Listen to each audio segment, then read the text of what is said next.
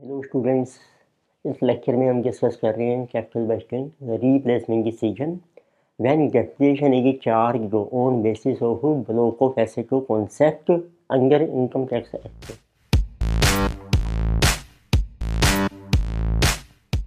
It means हम discuss करेंगे replacement of asset when depreciation is charged as per income tax.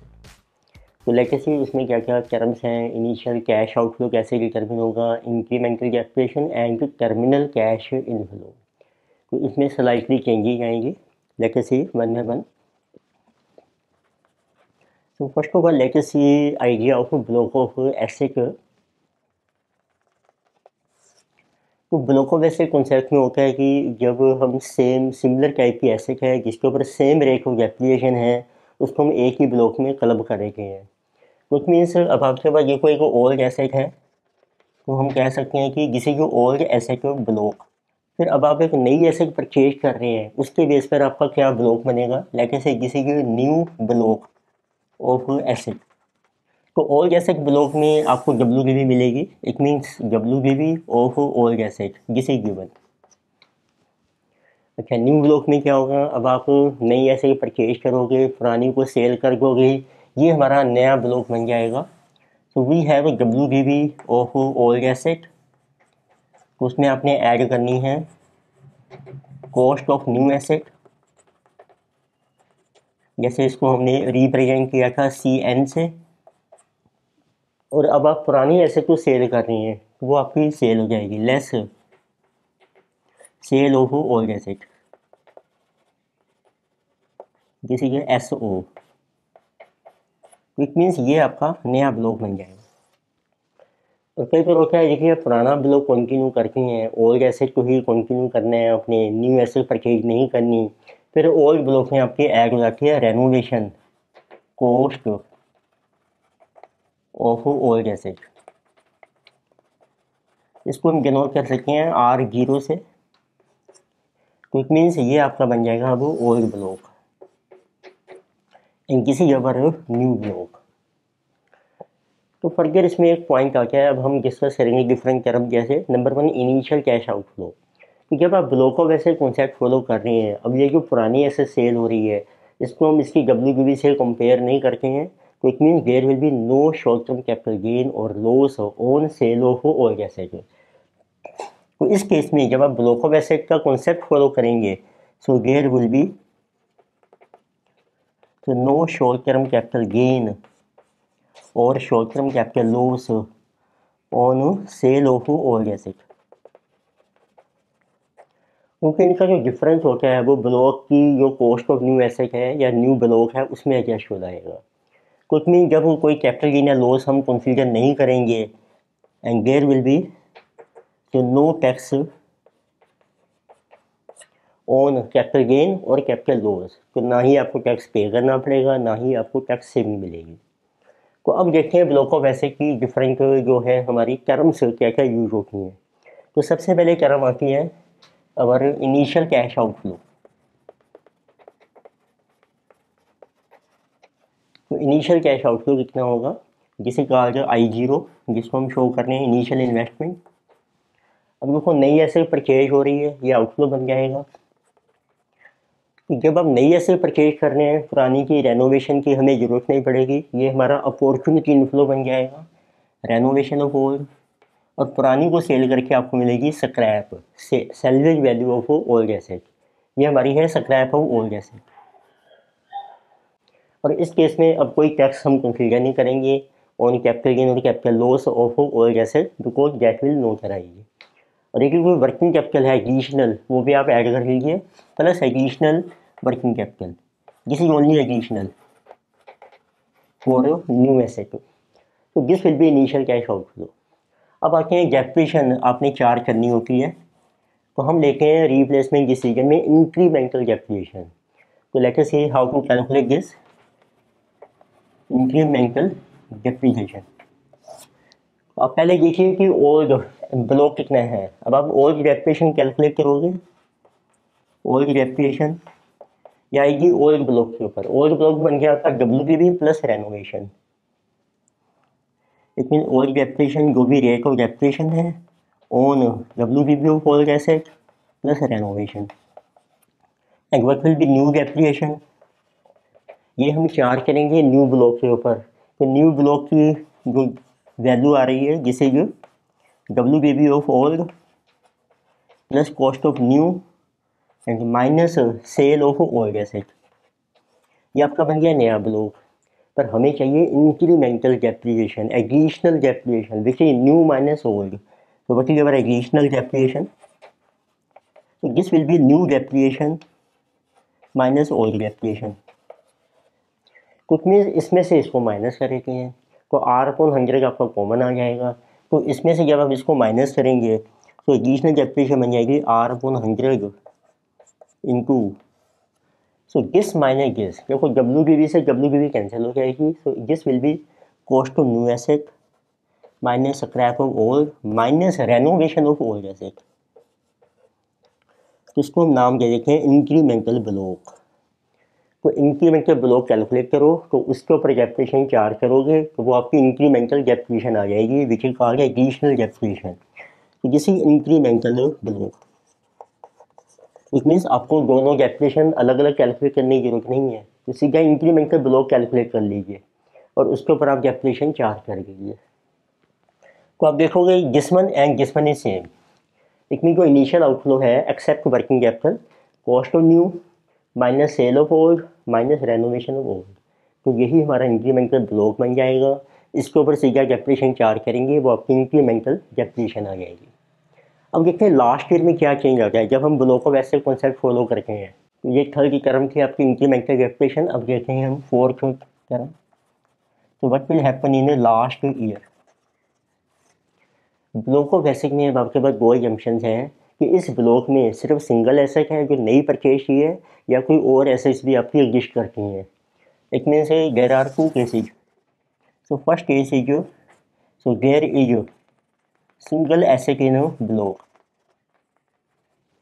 It mean normally हमें question में mention किया होता है, नहीं मेंशन किया तो हम यही एज्यूम करते हैं कि सिंगल एसेट है ब्लॉक में। सेकंड पॉसिबिलिटी है so other assets also exist in block, तो और एसेट्स हैं वो भी एग्जिस्ट करती हैं ब्लॉक में। देखो जब आपकी सिंगल एसेट है ब्लॉक में क्योंकि अब लास्ट ईयर आएगा तो it means what will happen in last year. Last year हो गया आपका एन ईयर, तो पहले आपको लास्ट ईयर के बिगनिंग में मिलेगी आपको WBB। So it means you है जिसे कहा WBB ऑफ N-1 ईयर, एक साल पहले की जो पिछले साल की WBB की क्लोजिंग वो ओपनिंग बन गई है। अब आपकी सिंगल एसेट है ब्लॉक में और ये एसेट आपकी सेल हो जाएगी लास्ट में, less sale of old asset, sale of asset. अब आपका सारा इंक्रीमेंटल चल रहा है तो आपने इंक्रीमेंटल डेप्रिसिएशन चार्ज की, तो इट मीन्स ये WBB आ गई। अब आपने जो सेल लेनी है ये भी हम ले रहे हैं incremental. It means scrap of new, उसमें से माइनस कर लीजिए scrap of old at end of an year. अब जो डिफरेंस आएगा सिंगल एसेट की ब्लॉक में, इट मीन जब वो एसेट सेल हो गई है लास्ट में ब्लॉक खत्म हो जाएगा। अब जो डिफरेंस आएगा that will be our short term capital gain और शॉर्ट टर्म कैपिटल लॉस। तो इट मीन्स इस केस में जब सिंगल एसेट होगी तो लास्ट ईयर में हम कोई डेप्रिसिएशन चार्ज नहीं करेंगे, no depreciation charge in last year. फिर हम देखेंगे इसमें टर्मिनल कैश इनफ्लो क्या बनेगा आपका लास्ट ईयर में। अब आते हैं जब अगर एसेट्स एग्जिस्ट कर रही हैं तो आपने ये लिया इंक्रीमेंटल ब्लॉक, उसने डेप्रिसिएशन चार्ज की first year second year up to last year को छोड़ के, तो वो आपकी बन जाएगी WBB of block in the beginning of last year. तो जिसे as about last year an year है उसके बिगनिंग में है, इट मीन्स N-1 एक साल पहले की। अब इसमें भी आप अगर एसेट्स एग्जिस्ट करती हैं पर अब आपने ये एसेट सेल कर दी, लेस इंक्रीमेंटल स्क्रैप आपकी माइनस हो जाएगी जो भी आपको मिलेगी। बट इस केस में क्या है, क्योंकि अगर ऐसे एग्जिस्ट कर रही हैं ब्लॉक में, block will continue in future, तो इस वैल्यू के ऊपर आपको मिलेगी डेप्रिसिएशन। तो आपने डेप्रिसिएशन चार्ज कर देनी है, डेप्रिसिएशन ऑफ लास्ट ईयर। तो इसमें इसका फार्मूला क्या बन गया, अब रेट ऑफ डेप्रिसिएशन इनटू जो आपकी WDV है बिगनिंग में N-1 माइनस करके आपने स्क्रैप, ये है इंक्रीमेंटल स्क्रैप, तो उसको नाम दे देते हैं लेटर से S। तो जब ब्लॉक कंटिन्यू रहेगा, अब इसमें कैपिटल गेन या लॉस अराइज नहीं होगा, एंड देयर विल बी, तो जिसमें डेप्रिसिएशन चार्ज हो जाएगी, and there will be no short term capital gain और short term capital loss at end. तो ये डिफरेंस है देखो दोनों में। जब सिंगल एसेट है तो आपको डेप्रिसिएशन नहीं मिलेगी, कैपिटल गेन या लॉस अराइज हो जाएगा क्योंकि ब्लॉक खत्म हो जाएगा, सिंगल ही एसेट की और वो सेल हो गई। जब अगर एसेट्स एग्जिस्ट कर रही हैं तो आपको डेप्रिसिएशन मिल जाएगी जो बैलेंस है उसके ऊपर, और कैपिटल गेन या लॉस अराइज नहीं होगा। तो अब देखते हैं इनके बेस पे टर्मिनल कैश इनफ्लो पर क्या इफेक्ट पड़ेगा। तो over 5th term is what is terminal cash inflow. Terminal होता है एंड ऑफ लाइफ। अब देखो पहला केस हम ले रहे हैं, सिंगल एसेट है ब्लॉक में, if there is single asset in block, then what will be cash inflow in the last year। ये सिर्फ हम टर्मिनल की बात कर रहे हैं, उसमें ये कोई स्क्रैप मिलेगी आपको इंक्रीमेंटल, और कैपिटल गेन या लॉस है उसका टैक्स एडजस्ट करेंगे हम, तो you will get incremental scrap minus tax on short term capital gain plus tax saving on short term capital loss. तो दोनों में से एक ही होगी at a time, capital gain पर टैक्स देना पड़ेगा और कैपिटल लॉस पे टैक्स सेविंग हो जाएगी, और अगर कोई एडिशनल वर्किंग कैपिटल था वो आपका रिकवर हो जाएगा प्लस वर्किंग कैपिटल रिकवरी। तो सेकंड केस देखते हैं, यदि आपकी अगर एसेट्स एग्जिस्ट करती हैं ब्लॉक में, अगर एसेट्स एग्जिस्ट इन ब्लॉक, तो उस केस में हमने देखा कैपिटल गेन या लॉस नहीं होगा, तो आपका कैश इनफ्लो बन जाएगा लास्ट ईयर में only incremental scrap, capital gain या लॉस अराइज नहीं होगा इस केस में क्योंकि डेप्रिसिएशन चार्ज हो गई है, ब्लॉक चलता रहेगा, और प्लस वर्किंग कैपिटल की रिकवरी हो जाएगी। ये हमने डिस्कस किया concept of replacement of asset when depreciation is charge on the basis of block of asset concept as per income tax. अब एक एग्जांपल डिस्कस करेंगे जिसमें दोनों केस हम फॉलो करेंगे।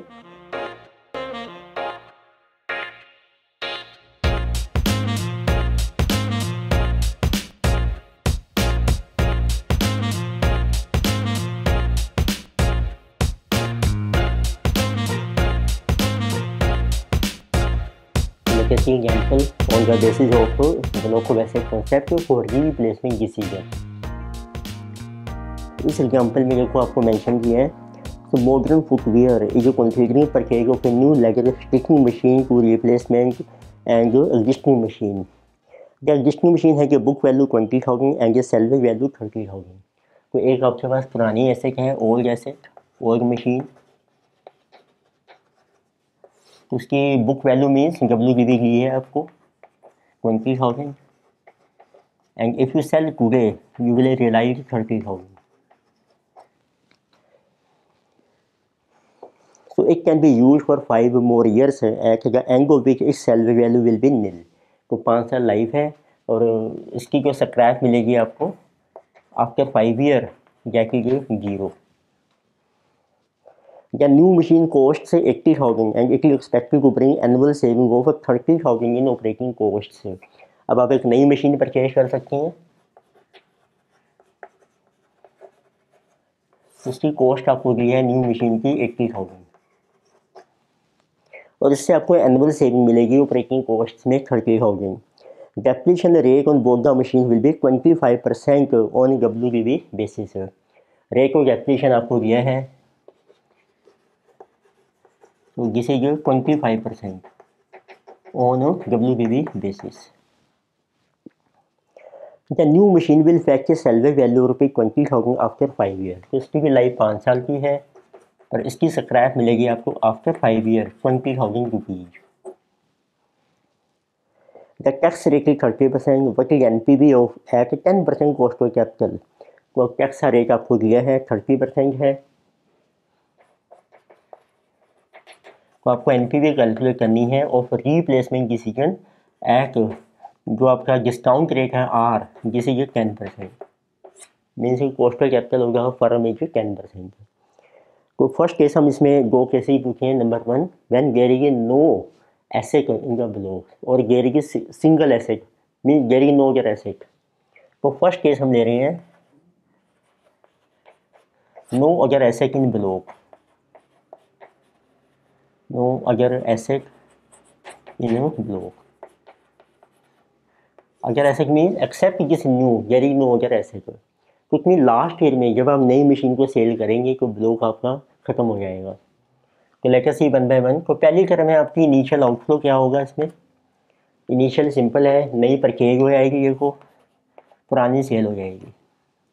कोई रेनोवेशन नहीं है, कोई वर्किंग कैपिटल नहीं है, और इसमें कैपिटल गेन या लॉस राइज नहीं होगा क्योंकि ब्लॉक ऑफ एसेट हम फॉलो कर रहे हैं। तो what is cost new 80,000, sale of old is 30,000। So initial outflow is 50,000।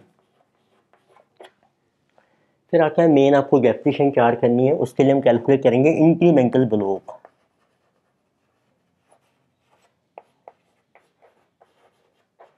तो इंक्रीमेंटल ब्लॉक का फार्मूला था, नई परचेज हो रही है, पुरानी सेल हो रही है, WDV कैंसिल हो जाती है। सो इंक्रीमेंटल ब्लॉक की cost of new minus sale of old. कोई रेनोवेशन है नहीं इसमें, तो किसी आल्सो 50,000। बस अब इसके ऊपर हम डेप्रिसिएशन चार्ज करेंगे। लाइफ है 5 साल की। तो आपका क्योंकि सिंगल एसेट है ब्लॉक में, नो अदर एसेट, तो लास्ट ईयर में जो है आपका ब्लॉक ख़त्म हो जाएगा, तो लास्ट ईयर में डेप्रिसिएशन चार्ज नहीं होगी। अब बनाते हैं हम इसकी इनकम स्टेटमेंट। सेविंग्स आपको दी है 30,000 की। Let us see income statement for 5 year. Years are 1, 2, 3, 4 and life is 5 year. तो आपको सेविंग्स ले रखी है ऑपरेटिंग कॉस्ट में, जैसे कि 30,000 एवरी ईयर। ये हमें सेपरेट बनानी पड़ेगी क्योंकि डेप्रिसिएशन चार्ज हो रही है WDV के बेस पर, वो चेंज होगी आपकी हर साल। Let us calculate additional depreciation. तो आप देखिए इंक्रीमेंटल ब्लॉक है आपका 50,000, रेट ऑफ डेप्रिसिएशन है 25%। So on 50,000 equal to 25%, 12,500। Then you get WDV and rate is 25%, 975 into 25%, 7031 into 25%, this is 5273। तो 4 साल का डेप्रिसिएशन चार्ज हो गया है। अब आपके पास WDV आ गई है। So let us right here WDV at the end of 4th year। so this is coming 15,820। अब लास्ट ईयर आ गया, सिंगल एसेट है ब्लॉक में, तो ये एसेट सेल हो जाएगी, इतनी अब कोई डेप्रिसिएशन चार्ज नहीं होगी। जब आप एसेट सेल करेंगे इसमें से लेस हो जाएगी सेल्वेज वैल्यू ऑफ न्यू की है 20,000 और पुरानी एसेट की वैल्यू है 0। इंक्रीमेंटल स्क्रैप आपको मिलेगी 20,000। इट मीन डिफरेंस आ जाएगा आपका short term capital gain in the last year. So this is coming 4180। तो इसके बेस पे फिर हम टर्मिनल कैश इनफ्लो कैलकुलेट कर लेते हैं। वह will be terminal cash inflow in the last year which is 5th year. आपको स्क्रैप मिलेगी इंक्रीमेंटल माइनस टैक्स आपको पे करना है on short term capital gain. तो इंक्रीमेंटल स्क्रैप आपको मिल रही है 20,000, उसमें से टैक्स का रेट है आपका 30%, कुछ हमें मेंशन नहीं किया है, नॉर्मल चलेगा rate on 4180। So 4180 into 30% and minus 20,000। So terminal cash inflow 18,746। Now let us see what is the cash inflow. Depreciation less करके ये बैलेंस आ रहा है आपका प्रॉफिट बिफोर टैक्स, जिसे कि 17,500, जिसे कि 625 एंड 20,000 625। so 30,000 minus 7031, 22,969, 30,000 -5273, जिसे कि 24,727 and 30,000 minus tax at the rate of 30%. So you will get a profit after tax. तो इनिशियल आउटफ्लो और इंक्रीमेंटल ब्लॉक आपके सेम है. This is also initial outflow I0. So package is 17,500 minus 30%, 12,250. अब इसमें add back कर दीजिए आप depreciation. This will be cash inflow. Depreciation is same 12,500, 24,750, यानी कि 20,625 minus 30%. So this is coming 14,438 plus 9,375. So this will be cash inflow 23,813, यानी कि 22,969 minus 30%. This is 16,078 plus 7,031, 23,109, यानी कि 24,727. So minus 30%, 17,309, 5,273, 22,582. जैसे 21,000 और कोई डेप्रिसिएशन नहीं है इसमें, तो this will B 21,000.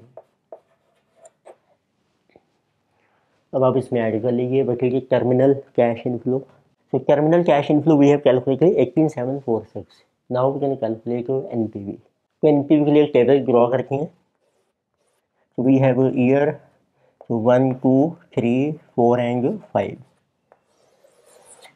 बटेगा cash inflow, जैसे जो 24,750, 23,813, 23,109, 22,582, यानी कि 21,000. और प्लस कर लीजिए terminal 18,746. So now we apply PV factor at 10% cost of capital.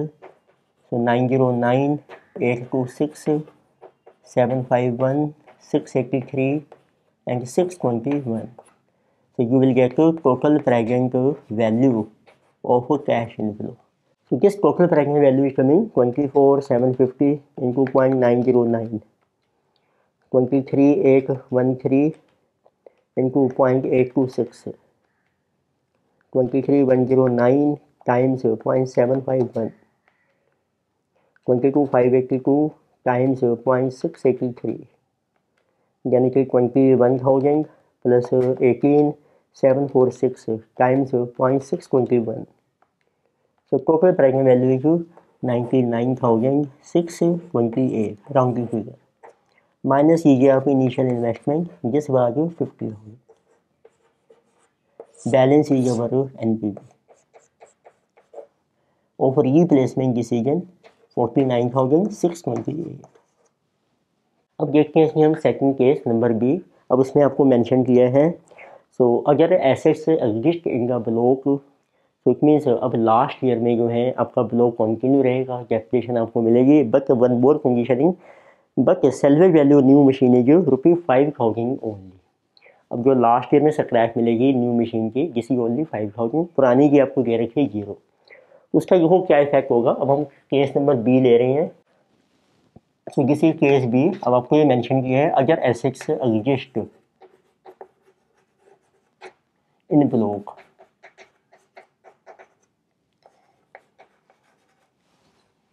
Initial investment तो सेम ही रहेगी आपकी, जैसे 50,000. नई ऐसे परचेज हो गई 80,000 की, पुरानी सेल होगी 30,000 की. इंक्रीमेंटल ब्लॉक भी सेम रहेगा. तो अब आप डेप्रिसिएशन चार्ज कर रहे हैं, बट लास्ट ईयर में अब चेंज आएगा. लास्ट ईयर में क्या है, अब आपकी अगर एसेट्स एग्जिस्ट कर रही हैं, block will continue. It means in last year so block will continue. तो अब देखिए अब लास्ट ईयर में क्या होगा. WDV आ गई आपकी फोर्थ ईयर में. तो ये हमने देखो कैलकुलेट किया है, ये सारी डेप्रिसिएशन लेस करके 15,820. अब माइनस कर को, अब आपकी नई एसेट सेल हो गई है बट ब्लॉक कंटिन्यू रहेगा, बिकॉज अगर एसेट एग्जिस्ट इन ब्लॉक तो माइनस बट इंक्रीमेंटल स्क्रैप, नई की स्क्रैप है 5000, पुरानी की है 0, तो आपको मिलेंगे 5000 की स्क्रैप। तो डिफरेंट जो है बैलेंस, ये WDV आ गई आपकी ऑफ ब्लॉक इनका लास्ट ईयर 10,820। अब अगर ऐसे रजिस्ट कर रही है ब्लॉक में, एक block will continue and there will be no short term capital gain और short term capital loss in the last year. तो यही मेजर डिफरेंस है। अब इसके ऊपर आपको डेप्रिसिएशन मिल जाएगी, what will be depreciation of 50 year. तो जिसका रेट आपको दिया है 25%, so we will charge depreciation 10,820 into 25%, जिसे 2705। अब ये चेंज आ गया आपका, तो इतनी सब लास्ट ईयर का कैश इनफ्लो आपका चेंज हो जाएगा। तो इसको चेंज करते हैं, रिमेनिंग सेम रहेंगे आपके। तो डेप्रिसिएशन मिलेगी आपको 2705, तो 30,000 minus 2705, profit 27,295 minus tax rate 30%, जिसे 19,10 6.5 है, 6 रह रखे हैं and 2705 depreciation add back, this will be cash inflow 21,811। फिर आप देखिए टर्मिनल कैश इनफ्लो में क्या चेंज आएगा आपका। इनका 50 है, आपको स्क्रैप मिल जाएगी इंक्रीमेंटल 5000, कोई वर्किंग कैपिटल नहीं है and there is no capital gain और कैपिटल लॉस, उसका टैक्स भी कोई एडजस्ट नहीं होगा, तो आपका कैश इनफ्लो बन जाएगा ओनली 5। अब इसकी एनपीवी कैलकुलेट करते हैं। तो year 1 2 3 4 and 5, but cash inflow first year is 24 750, 23 813, 23 109, 22 582, 21 811 plus last year का टर्मिनल है 5000। Apply PV factor 10%, 909 826 751 683 620। So now we get to total present value of cash inflow. So now we get the total present value of cash inflow. So which is coming to be 24,750 times 0.909, 23,813 times 0.826, 23,109 times 0.751, 22,582 times 0.683, then 21,811 plus 5,000 times 0.621. So totally coming 91,595. ये मैंने round of कर दिया है। Less initial investment आपकी same है 50,000। Balance is our NPV of replacement decision, this is 41,595। Since it is positive, we should replace old asset with new asset. उस lecture में देखो हमने डिस्कस किया replacement decision with depreciation charge को on the basis of block of asset concept under income tax act. इसमें हमने दो cases discuss किए। नंबर 1 केस में, तो when there is no other asset in the block means there is single asset in the block. Case B हमने discuss किया when other assets exist in the block. Replacement means an old asset is to be replaced with a new asset. Old asset has become outdated due to change in technology or inefficiency and requires more annual operating costs. New asset, although costly, is more efficient and upgraded and requires less annual operating costs. So in case of replacement decision, we have to compare the annual savings from new asset to additional investment in a new asset. If savings exceed cash outflow, then we accept new asset. तो further हम इसकी examination problem continue करेंगे next lecture में। Thank you.